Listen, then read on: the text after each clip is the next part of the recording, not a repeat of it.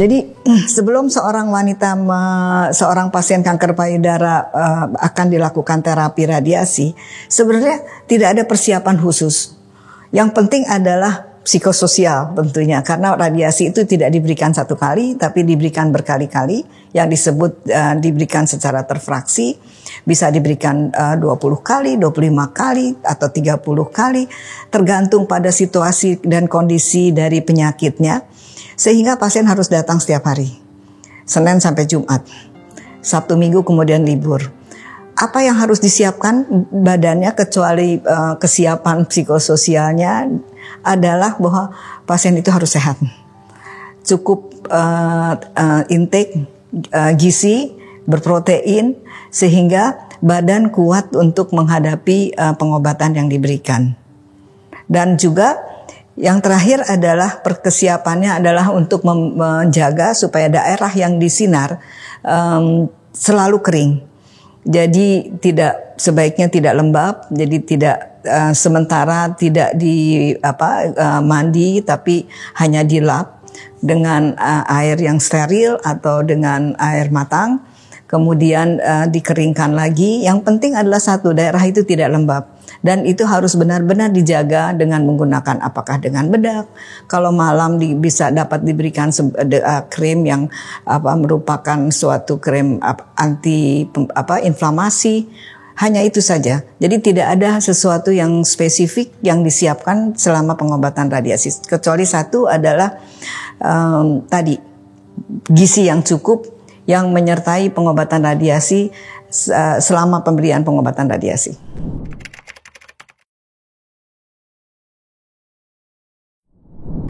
Efek samping apa yang kemungkinan terjadi adalah hanya radiasi itu adalah pengobatan lokal. Jadi efek sampingnya juga lokal. Tidak seperti pengobatan kanker yang diberikan secara sistemik, maka efek sampingnya juga terjadi secara sistemik.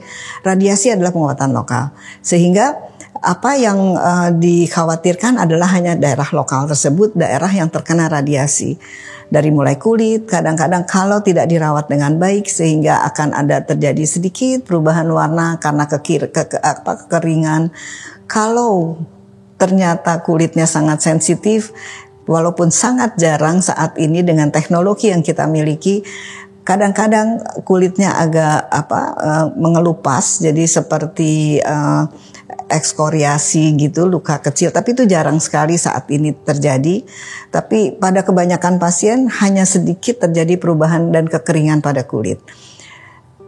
Tentunya kembali saya katakan bahwa teknologi di sini sangat berperan. Dengan teknologi yang baik yang tadi saya katakan, dengan misalnya alat yang kita miliki ini, atau juga ada alat-alat lain, bukan hanya ini saja, kita bisa memberikan radiasi dengan teknik-teknik tertentu, maka kita bisa menghindari organ-organ etris atau organ-organ penting di sekitar payudara dari paparan radiasi. Misalnya paru-paru, jantung, itu sudah bisa kita hitung persis berapa dosis yang akan dapat di daerah paru-paru dan jantung. Dan yang pasti kita akan berikan di mana dosis yang diterima oleh organ etris tersebut tidak melewati maksimal dosis yang diizinkan.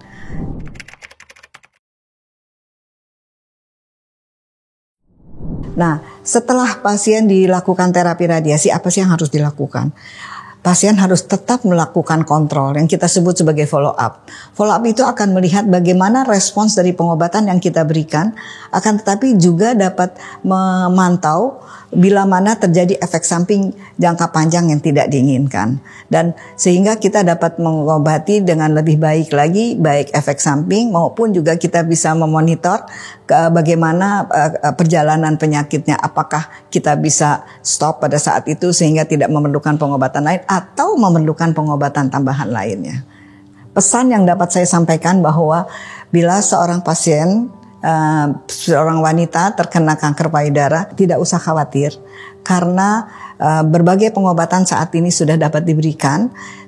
Pesan adalah semakin dini kanker payudara diobati, maka keberhasilan pengobatannya akan menjadi sangat lebih baik dan biayanya akan sangat secara bermakna menjadi lebih kecil dibandingkan kalau pengobatan dilakukan pada stadium yang lebih lanjut. Pada stadium yang lebih lanjut pengobatannya lebih complicated dan juga biayanya menjadi menjadi sangat besar dan hasil pengobatannya pun seringkali tidak sesuai dengan yang kita harapkan. Bila mana dianjurkan oleh dokter untuk melakukan terapi radiasi, tidak usah juga khawatir karena terapi radiasi tidak menyakitkan dan tidak membuat suatu keadaan yang tidak menyenangkan untuk seorang pasien. Dan kami para wanita yang terkena kanker payudara bila mendapatkan kanker payudara dan mendapatkan terapi radiasi akan selalu ditemani oleh seorang patient navigator yang akan selalu memberikan support dan memberikan arahan apa yang terbaik dilakukan, tentunya di samping dari tim di Departemen Radioterapi sendiri. Makasih.